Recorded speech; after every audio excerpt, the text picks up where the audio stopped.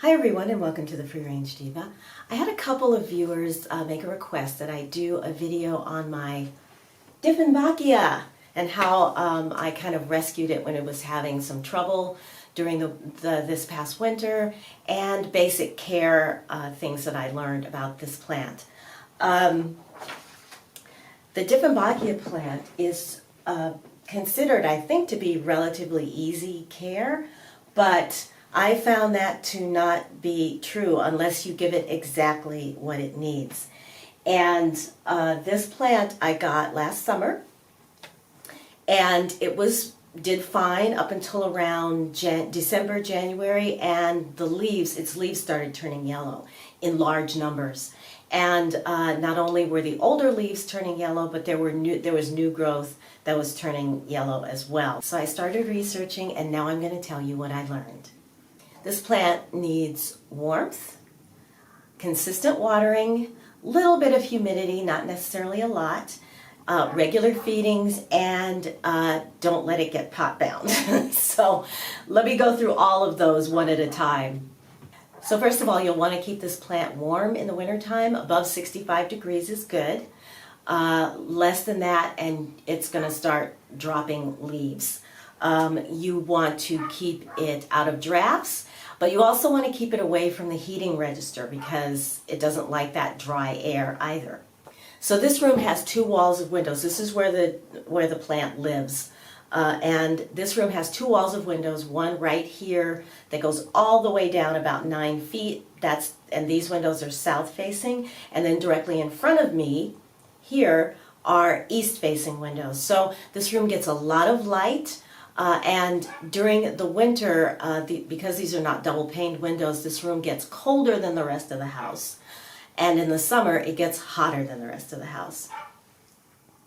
That barking you hear is my neighbor's dog who's stuck. She leaves him tied out when she leaves, and he's stuck and can't get to his water dish. He's wrapped himself around something, and so he's barking. And so I just texted her because she keeps an alarm. She has an alarm system, so I just texted her to ask if she'd shut off the alarm so I could go over there and free him. So until that happens, there's going to be barking in this video. Okay, where were we? So the first thing I did was there's a heating register here in this room, but my mother always kept it closed. So I opened that up so that the room during the winter would stay more consistent with what the regular house is. Even still, I noticed that sometimes in the mornings, the leaves, instead of being kind of open and relaxed, they look a little bit like that.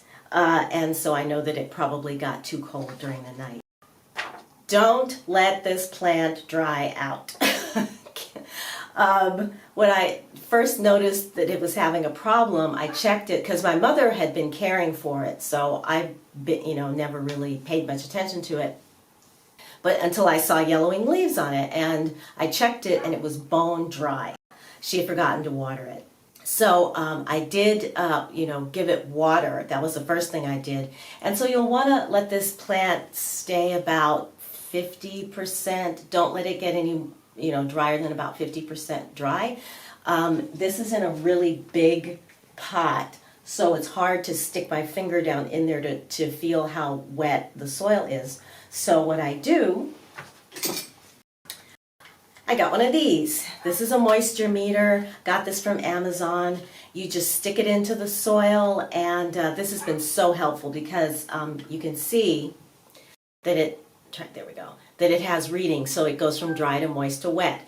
And so when this gets down to like 3 on this plant, then I water it. And I water it really well, just like you would any other house plant. There's a drainage hole in the bottom of the pot, so I water it until the water comes out of the drainage hole. This plant doesn't really seem to care about what kind of water you give it.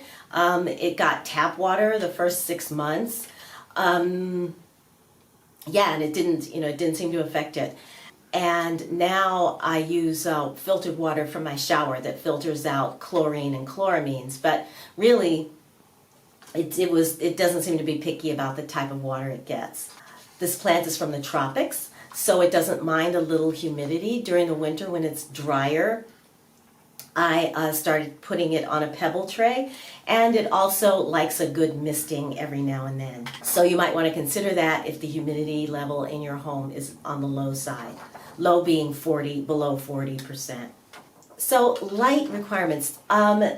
This plant can survive in low light, although like any other plant, if you give it medium light to bright light, it will really thrive.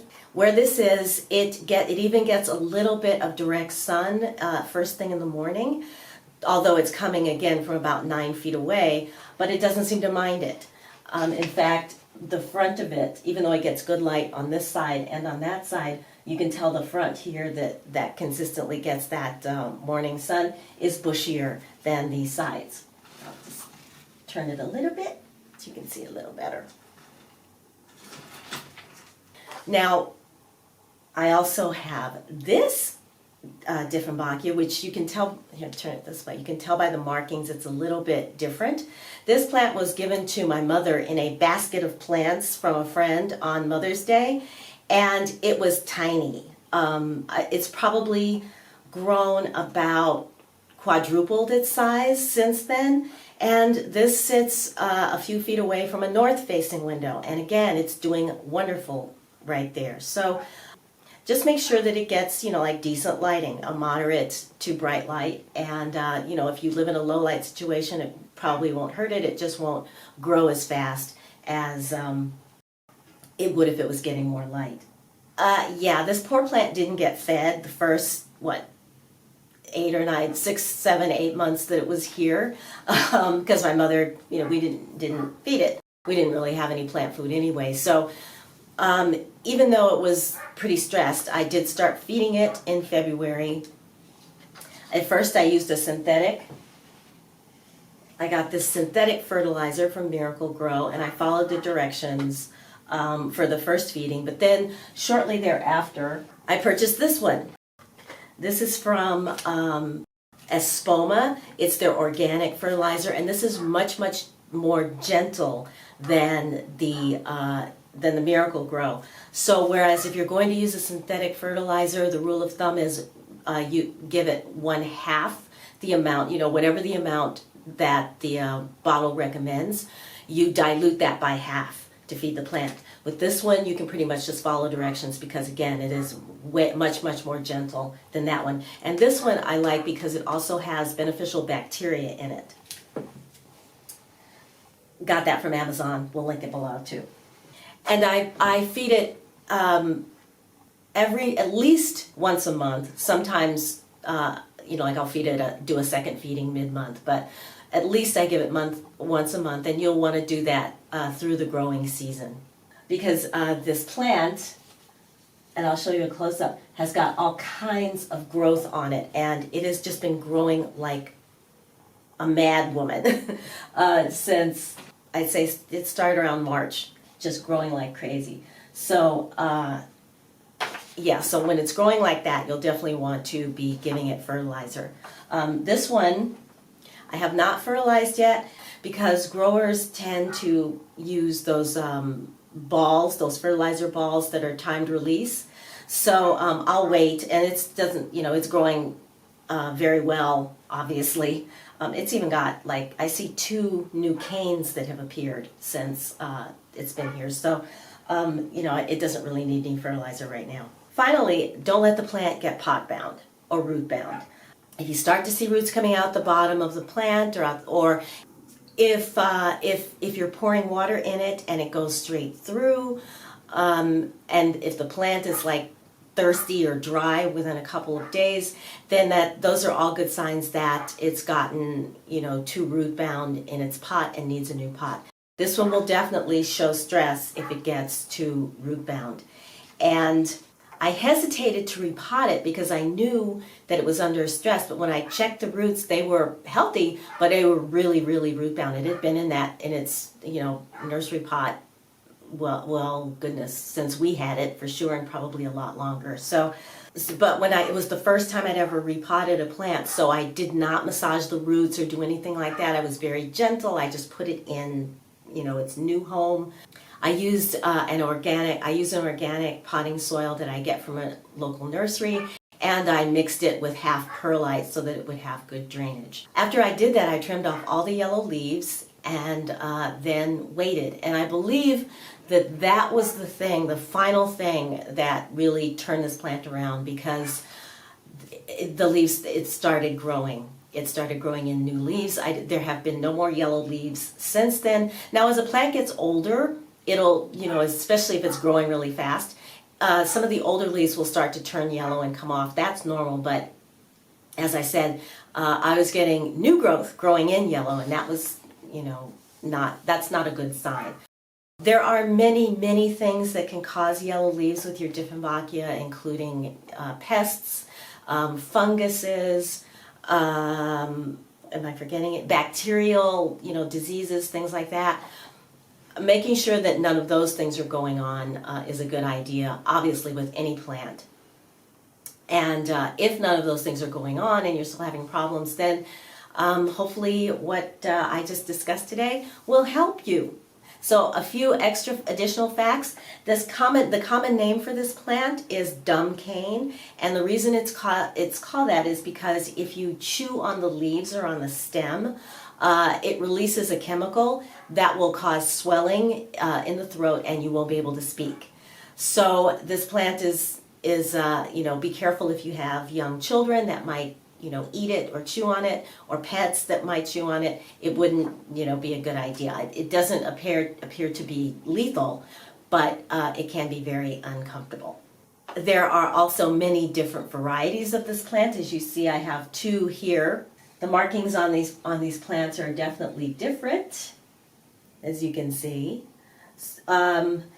And there are many, many varieties. I'm sure you've seen the ones at the big box stores that are like huge, with the big long leaves that are maybe like 8 inches to a foot long. Those can get up to anywhere from 4 to 5 feet tall.